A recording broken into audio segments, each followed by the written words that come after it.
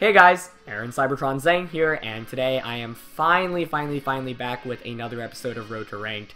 I know it's been quite a while, so I'm going to give you guys a quick kind of rundown or summary before we get started with today's episode. But first of all, my apologies for not being around for the last week or so. I wanted to take the week off after US Internationals to really take a breather and step away from Pokemon for a bit, and now, of course, I am back. So I did compete at US Internationals last weekend, and I really didn't do as well as I would have liked to. I ended up finishing with a 6-3 record, and I was one kind of game away from making it onto the second day, but I was personally really frustrated because I started 5-1, and I ran into a pretty good matchup in round 7 as well, and it was just a combination of a little bit of bad luck, but mainly me playing bad. And ultimately, I just played pretty poorly, I would say, in 2 of my losses, and there was a lot more that I could have done better, and so that was an important event for me. I wanted to go to this just because I wanted experience and to compete again, and obviously the World Championships is next month, and I'm going to be putting a lot of practice and preparation time for that tournament, and I really would love to do well at Worlds this year because I'm not sure how much I can really compete after the season, and so I'll probably kind of make a video after Worlds talking about my thoughts and what I want to do in VGC and stuff like that. But yeah, you know, it was kind of obviously disappointing as a competitor who wants to do really well to not do that well at US International, so I will really try my hardest at Worlds, which is next month. And so what does that mean for YouTube? I still want to continue with, you know, regular content. I think people in general seem to be a little bit less interested in VGC 17 as a whole right now, but hopefully, like, come Worlds, you guys will be really excited for that. But I still wanted to, you know, do Road to Ranked because why not? It's a fun series. It doesn't take me time, really, and it can still maybe help a person or two learn the game. And so I'm still continuing to do Road to Ranked. By the way, I'm going to use my US Internationals team just for a bit. I don't want to use it for that long because it's actually very similar to my Oregon Regionals team, just with Marowak over Metagross, which was a metagame call I made because I predicted there'd be a lot of Electrium Z Tapu Koko, which ended up being the case, and then I made my Drifloon faster with Sunny Day. So with Sunny Day, you actually get some pretty cool combinations with Arcanine and Marowak, and some people might be like, oh, you know, why would you use like such a similar team or the same team for an event again? That seems so silly, like everyone's gonna know your sets. But to be honest, like, I don't think that matters as much as just being able to play well, and I really felt like this team had a strong chance against most of the top players and top teams that were going into this event, and ultimately, like, I just didn't play that well to move on. But I've been talking for a while. We're going to get into the first game of today's episode against Krim, who's actually running the exact same 6 Pokemon as Hayden McTavish, who I faced in the semifinals of Oregon Regional, so that should be exciting. But it's really good to be back. As always, if you guys enjoy Road to Rank, please show support by leaving a like in the video. I really appreciate it. And I think from here up until Worlds, I'll probably just use QR teams or teams made by players that did really well at US Internats, just because I want to spend the majority of my Pokemon time up until Worlds really prepping for Worlds, because this is, you know, the biggest event of the year, and it's been 2 years since I last competed at Worlds, since I commentated last year. But yeah, well, let's finally get into this game. Krim running a team of Mandibuzz, Snorlax, Tapu Fini, Garchomp, Kartana, and the Marowak. So without a doubt, like, so Drifloon Lele is definitely the strongest combination here, but the one thing I'm actually kind of scared of, which Hayden actually went with in one of our games at Seattle, is the Tapu Fini and Snorlax lead. Because that combination specifically actually gives me a fair amount of trouble. But I'm going to still go with Tapu Lele, Drifloon, Kartana, and I think I want Snorlax here for the last, or sorry, Garchomp here for the last one, but my Mandibuzz matchup is kind of shaky, and you know, that does make things a little bit trickier. I'm wondering if this is actually Hayden's team, or maybe if it's even Hayden, or just someone using the team, but that team has a lot of quirks about it. For example, I think it was Assault Vest Chomp, or maybe it was Scarf Chomp, I don't remember. I don't think Hayden actually brought it against me. But it was like Sub Calm Mind, Tapu Fini without Protect, Gracium Z, Substitute Kartana, Parasol, kind of speedy Marowak, just to name a couple of examples of stuff on that team. So, yep, we're gonna get into this game. Sorry I've been gone for quite a while, and thank you guys for as always for supporting me, and I really do want to, you know, do my best at Worlds, yeah, in general. But okay, it's going to be Garchomp and Mandibuzz. Not exactly the lead I expected, but I think I'm okay with this. The only tricky thing here is, well, there are a couple of things, right? So first of all, I can't just Will-O-Wisp Garchomp freely because the Mandibuzz could easily switch into Tapu Fini, which would of course activate the Misty Terrain. But then the other question is, what Garchomp set is this? If it's a set with Tectonic Rage, that could be quite bad for me. My safest play here is really to probably just Tailwind Drifloon and protect Tapu Lele. That really covers for any options that the Garchomp set could be. And I don't really want to just lose Tapu Lele. I could also just Will-O-Wisp Garchomp because But then the fear is if it is Tech Rage Garchomp and Tapu Fini switches in. So, yeah, I think I'm going to play it safe this first turn and just Tailwind and Protect. I don't know whether this is Hayden's team or not, so Garchomp actually switches out, probably into Tapu Fini. Oh, into Snorlax. Maybe baiting the Will-O-Wisp because I do believe his was Facade. But I'll take that turn. I'll definitely take that turn. As we'll probably just see a Tailwind come out from the Mandibuzz. So that was really interesting. Not what I quite expected. We do just see Mandibuzz go for a Tailwind as well. So I'm okay with that because, you know, basically it wastes a turn, but now I can actually double up into Mandibuzz with a Will-O-Wisp and a Moonblast, and I don't think there's much my opponent can do to shut me down here. Mandibuzzes often don't carry Protect, you'll run like Foul Play, and we don't see half Protect. That's actually a really big deal here for me. Being able to knock out Mandibuzz is huge, because I actually struggle a fair amount against this Mandibuzz when I play Hayden at Regionals, because when it gets the special defense boost, I can't just knock it out, but here, actually you'll be able to survive the burn, but a Shadow Ball should pick it off. Oh wow, it's not even Misty Seed, it's a Guavberry. Huh. You definitely don't see that every day. That's really interesting. Foul Play coming out onto Drifbloom, but with the burn, it does reduce damage, so not as bad. And we do see Snorlax go for the first of Curses, which is obviously scary. So now the question is, you know, I'm pretty sure that's Facade Lax. Actually, I don't know. Like, this obviously isn't Hayden's team, but wow, it's so interesting to see a Guavberry on Mandibuzz. That's definitely not something you expect every day. I mean, a Psychic would do a lot of damage against Snorlax, but I might just want to put it in KO range. Like, it's really a question of is it running Facade or not. I don't know the answer to that, which is the tricky part. Like, I can Shadow Ball. Mandibuzz is, like, relatively useless right now. But I still struggle against it if I don't Moonblast it, so I think I probably should just Moonblast it. Do I want a Will-O-Wisp? I think I'll double into Mandibuzz here, and I'll see if he actually has Facade or not. Yeah. Just because I have Kartana, which deals with Snorlax. And Mandibuzz actually switches out, okay, into Marowak. Okay, cool. So that's a free knockout for me onto Marowak, but that also means that I don't think Shadow Ball knocks out Marowak, especially because I'm timid now and not modest. Yeah, that actually does make the difference, interesting enough. So I do get the knockout, but now the issue is Mandibuzz is still sitting relatively healthy, and we'll find out what Snorlax this is. Because obviously my Kartana is a great matchup, and I can burn the Garchomp as well. So things aren't looking terrible for me right now, but Snorlax is at +1 attack, and it is just Return Lax. Okay, so that means I can't just burn it, and that is a big deal for me. So, yeah, I figured the Garchomp switching into Snorlax turn 1 was to actually bait out Will-O-Wisp specifically for Facade. But now I know I can burn it, which means Snorlax should not be able to do very much against my Kartana, nor should a burned Mandibuzz or Garchomp. But obviously Kartana's far enough where, like, if you just continue targeting it, you will be able to do a lot of damage. So that's a concern. But now, I think I will just Will-O-Wisp the Snorlax and Sacred Sword it.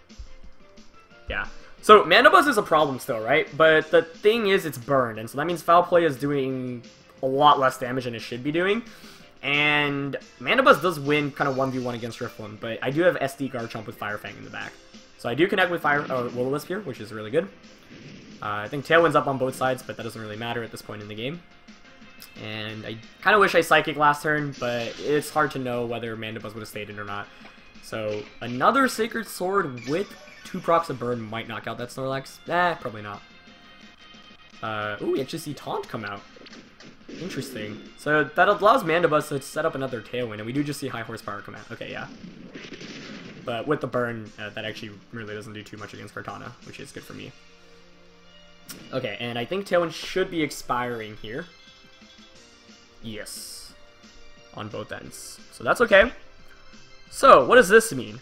We know Snorlax is at +1 attack and defense right now, but obviously Sacred Sword attacks through it. It doesn't have its berry. So I think if I'm my opponent, I'm going to want to recycle right now with Snorlax and maybe Tailwind with Mandibuzz. So, I don't know how bulky the Mandibuzz is, but Mandibuzzes often are very, very bulky in general. The question is, do I think a Shadow Ball and a Smart Strike will knock it out? That's really the question. Because that's what I really want to go for right now.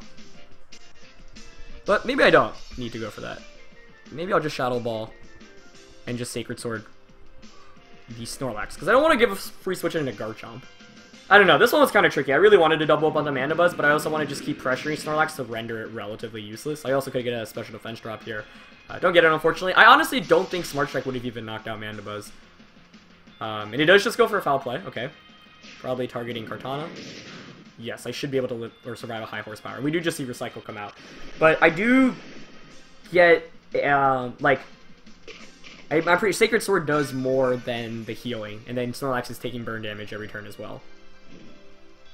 So that's okay. And I'm also stalling out the taunt on Drifloon, because what that means is I'll be able to set up another Tailwind. And that's... my Garchomp will win against Snorlax, and I can still burn my opponent's Garchomp as well. The concern now is, though, I won't be able to take a high horsepower and a foul play. So maybe I actually double up here. How many turns of Taunt are left? There are 2. That's the main concern. So maybe I double up onto Mandibuzz here. Yeah, I think I do. I'm pretty sure Hayden's Garchomp was Assault Vest. So I will just Shadow Ball and Sacred or Smart Strike. Because I know Snorlax, like, Sacred Sword does over 50%. So after, even if it recycles here, I should be able to still knock it out, because the berry won't proc. And I will get a +1 boost from this, too, if I knock it out, which I do. Very nice. Okay, good. So I knock out Mandibuzz, get the boost, no Tailwind potential for my opponent now. Of course, I'm still taunted, but that's okay. And Snorlax actually curses. Okay. Excuse me. So, this is good, because regardless of what Garchomp said it is, like, if it's Assault Vest, I mean, Snorlax doesn't protect, and the berry doesn't get proc here, so now I can just Sacred Sword knock that out freely.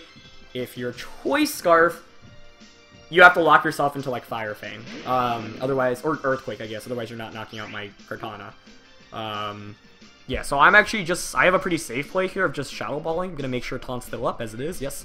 So I can just Shadow Ball and Sacred Sword the Snorlax. Because I'm going to win 1v1 against my opponent's Garchomp, especially because Drifloon will be able to Tailwind after this turn. So I have a safe play of just Protect Tailwind afterwards. Even if it's Garchomp, I can still make that play 100% safely. So the only downside is if I get crit here. Looks like I will get the Shadow Ball off, no Protect or anything. So it's actually not AV Garchomp, but it's not Scarfed either. So Sacred Sword here should just pick up the knockout onto Snorlax, especially at +1, as it does. So perfect, perfect, perfect. And what does Garchomp go for? As Kartana gets the +2 now. It is Tech Rage Chomp, okay. Okay. So, same team composition as Hayden, but very, not like very, actually it is pretty different. Like the Mandibuzz not running the Misty, or the Misty Seed, that's like the biggest difference, but also a bunch of other things. Okay, so Tech Rage goes into Kartana, which is exactly why I protected Tapu Lele turn 1. When I saw Mandibuzz and Garchomp, I'm like, okay, if Tech Rage goes into Tapu Lele turn 1 and I lose Tapu Lele, that's just so bad for me because of how important Tapu Lele is in this matchup.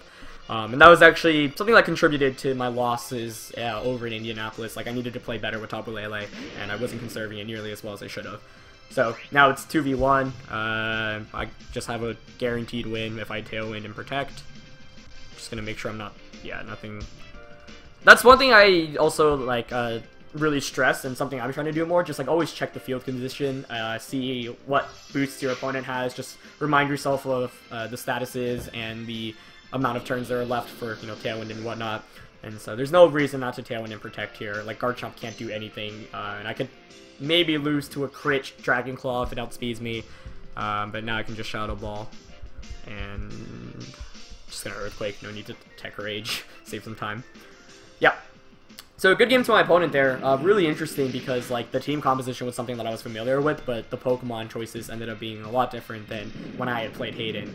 So like when I played Hayden, he normally, I think 2 of the 3 games in top 4 of regionals, he led Mandibuzz and Kartana, which was actually really scary. Especially because Kartana had the Z move. And then there was one where it was Snorlax Tapu Fini. Snorlax Tapu Fini is really scary to go up against, but me having Sunny Day actually does make a slight difference in that matchup just because you can't Muddy Water nearly as safely or nearly as freely, so that means like I can actually switch into Kartana a little bit more freely. So, yeah, scary game there, definitely, but ended up with the win, and good game to my opponent for sure. So, it's going to be it for this first one, and we're just going to, of course, look for our second game of the day, but I kind of got cut off earlier when I was talking in the beginning, but yeah, like I said, the plan is really to I'm gonna use my Internats team just for a bit, but like I mentioned, like there's not that many things different from my Oregon team, and you guys saw that team for quite a while, so I don't want to play with this team too long. I think the next team I'll probably try out is Paul Chua's, and Paul like kindly put the QR code on the global link, and it did get second at US Internats, and it has some cool sets. Ninetales always a fun Pokemon to use, Garchomp, some really cool stuff. Like Paul's team was actually one of the team comps I prepared a lot against, and there were a lot of variants of that team as well, but it's a really, really strong team comp, and there's a reason why most top players, or not most, but a fair amount of top players use that combo. I think Marcus Thatcher's team is definitely one I want to try out. Marcus did get top 8. He actually lost to Paul in the top 8. But it had like Tapu Bulu, Smeargle, Conversion Porygon Z, Hariyama. Definitely one of the most creative teams of the tournament, so that's something I definitely want to try out. And then, like I mentioned, I'm going to be really prepping hard for Worlds in the next month or so, but I do also want to get out content, but that's why like I don't have as much time to, you know, make my own teams, and I do want to put in most of my time for prepping for Worlds. But my next opponent of the day has Tapu Koko, Arcanine, Garchomp, Porygon 2, Gigalith, and Celesteela. So this seems like a pretty clear Drifloon Tapu Lele lead. This actually could be a game where Marowak makes a lot of sense. My Marowak actually is pretty speedy, so outspeeds everything other than Tapu Koko under Tailwind. And what that means, like, bringing Marowak, one of the main reasons I wanted it is to just dissuade Tapu Koko from going straight for an Electrum Z move. So even if I don't even bring Marowak, like, the presence of it in Team Preview is already scary enough for my opponents often. Like, I feel like Garchomp is just too good here not to bring, because Tech Rage knocks out 3 of the Pokemon instantly, or 4, sorry, and then I could Swords Dance as well. So it's a Kartana obviously matches up great against the Gigalith and the Arcanine. You know, like, I feel like Kartana's probably the safer pick. Arcanine's great for Intimidate here too, but I actually do want to feature Marowak, just because it's one of the newer things on the team. Yeah, originally I did have Metagross, but like Electrum Z Koko, that was like one of the biggest things I was afraid of, just because you one-shot the Drifloon. So I'll bring Marowak here. I don't know if it's the best call, but it's best of one. I want to show off like what it can do. And with Sunny Day, you actually do so much damage to everything. I was actually considering running Swords Dance on it as well originally. But alright, Drifloon and Tapu Lele. It's gonna be Arcanine and Gigalith from my opponent. Okay. This is kind of tricky because I obviously could just Tailwind and Protect, but Arcanine's faster than Tapu Lele. I mean, most Arcanines aren't Fire Emblem Z nowadays, right? So I could kind of just Psychic the Arcanine and Will-O-Wisp the Gigalith. But part of me also wants to just Tailwind. The thing is, I actually should Tailwind because it sets up Garchomp, but my opponent's team is really weak to Garchomp, so I will just Tailwind here. Safest play is to just protect Tapu Lele, but Gigalith definitely has the Z move here, I think. Yeah, so I'm actually just going to Psychic into Arcanine. Because one of the things is, if you get a knockout immediately while you have Tailwind up, that's really good. But maybe Arcanine is Banded, that could one-shot my Tapu Lele, so maybe I should have just protected. Nope, it's actually Snarl Arcanine. Okay, that was something else I considered. That's okay. It does mean I won't knock out the Arcanine, unfortunately, though. Crit Drifloon, but, I mean, obviously that's not a big deal. Could have actually mattered, I guess, if I Will-O-Wisp the Gigalith, because I bet Gigalith still knocks me out. I bet Gigalith knocks me out, actually, even without the burn. Or even with the burn, sorry. But I do get the Tailwind up, I do proc the Berry here on the Arcanine, and I'll get a free switch in into Garchomp, because something's going down here. Ooh, I actually do just see a Rock Slide. I'm pretty sure that knocks me out even without the crit. Wow, that did so much to Lele. Was that a crit as well? No. It's not banned Gigalith, is it? I don't know.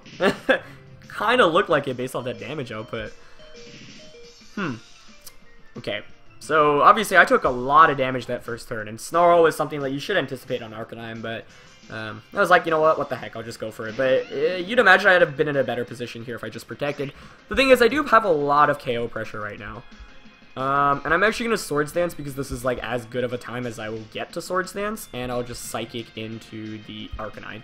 If I Swords Dance, then I'll be able to knock out the Porygon 2 in the back, and Gigalith actually switches out, which is perfect. That means Arcanine staying in. Celesteela coming in, also perfect for me because I did not Tech Rage as Arcanine protects. Yeah, so that's actually really good for me here because this next turn I'll be able to Psychic Arcanine and Fire Fang the Celesteela, and I get a free Swords Dance off. One of the reasons why I brought this team to Nats was because I felt like a lot of people were still just really weak to Garchomp on their team comps, and I felt like this team really protects the Garchomp pretty decently. So, if I had to guess right now, the Arcanine is going to switch out. But that's actually okay with me because I've got Marowak in the back. And Marowak plus Garchomp actually matches up really nicely against my opponent's team. However, I do have to play carefully against the Gigalith, calling when to Z-move. But I will just Fire Fang Celesteela here, and I'm going to double check what my opponent has. Nothing can take a Psychic, now let Celesteela's out on the field. So even though I'm snarled, might as well still just go for it. And I will Faint from Life Orb as well, so Celesteela won't be able to, like, just knock me out and get a Beast Boost off that. I could double up into Celesteela here, but I might as well just go for a guaranteed free damage onto Arcanine. And the thing is, if the Gigalith switches in, actually, then that's actually even better for me, because Marowak should be able to just knock it out with the Shadow Bone afterwards. So Arcanine does switch out, which I think is probably the correct play on my opponent's end, and it actually is Gigalith coming in. So I could have made a really risky play by... Oh, double switch. Interesting. Into Garchomp. Okay. So I know all of my opponent's Pokemon now, which is good. But the tricky thing here is that Fire Fang really doesn't do as much as I would have liked, but I actually get a burn. Ooh, that's lucky. Yeah, I mean, obviously Fire Fang against Garchomp isn't doing very much to begin with. Great switches by my opponent so far. But yeah, that Psychic still does a sizable amount there to Gigalith. So I am down 2-4 now, but I still have one more turn of Tailwind, which I really need to utilize. And I've got +2 Garchomp and a Marowak waiting in the back. So we'll bring in Marowak now. You'd imagine if I had Kartana here, like, my chances of winning, I don't know. It'd probably be better overall because, like, I think Marowak just seeing it in Team Preview made my opponent scared enough to not bring Tapu Koko. But even though I'm down 2-4, it's still not, like, terrible, especially because Marowak most of the time now does outspeed the Celesteelas. So I could Tech Rage Gigalith. I could Protect Earthquake. I'm actually leaning towards Protect Earthquaking. The question is, what Garchomp set is that? Because it very likely could be Scarfed. So maybe I don't want to Protect Earthquake, because if you're my opponent... but since I got the lucky burn on Garchomp, I should use that to my advantage, right? Yeah. I think I will Earthquake and Protect here. Because with that burn, it means EQ won't knock out Marowak. If I weren't burned, I'd consider attacking... Oh, wow. My opponent stays in... Oh, no. It's probably Wide Guard. Oh, no. Okay. See, the thing is, Wide Guard's risky because it's like, you know I still have Tectonic Rage, possibly. That was a curious play on my opponent's end, to be honest. Yeah, so like that burn actually ends up not mattering. Maybe just trying to sack both, but now I actually just guaranteed win the game because I Tech Rage and Flare Blitz. And -1 Flare Blitz from Marowak if she still knocks out Celesteela. So, yeah, I think if you're my opponent there, one, you definitely need to bring in Arcanine just to get a free Intimidate off, because Arcanine's not doing any damage at this point anymore. Celesteela is a great Pokemon to switch into as well. Like, a double switch would have made, I think, some more sense. But maybe my opponent was like, oh, I can't beat this Garchomp at all. I don't know. That was kind of interesting. But now I actually just win the game 100% because even at -1, like I mentioned, Flare Blitz from this Marowak still knocks out Celesteela. That's actually one of the other reasons why I did want Marowak, because I knew Celesteela, like a lot of people were going to use at that tournament. Like, the team composition, like I mentioned, that Polichua used, it was Ninetales, Scarfchomp, Electrum, Z, Tapu Koko, Snorlax, Arcanine, and what am I forgetting? Celesteela, Ninetales, Koko. Yeah, either way. That team comp I figured would be pretty popular. But, yeah, I don't know. That's why I was really disappointed in myself, because I didn't even, like, make it far enough to play the top players who were using those comps.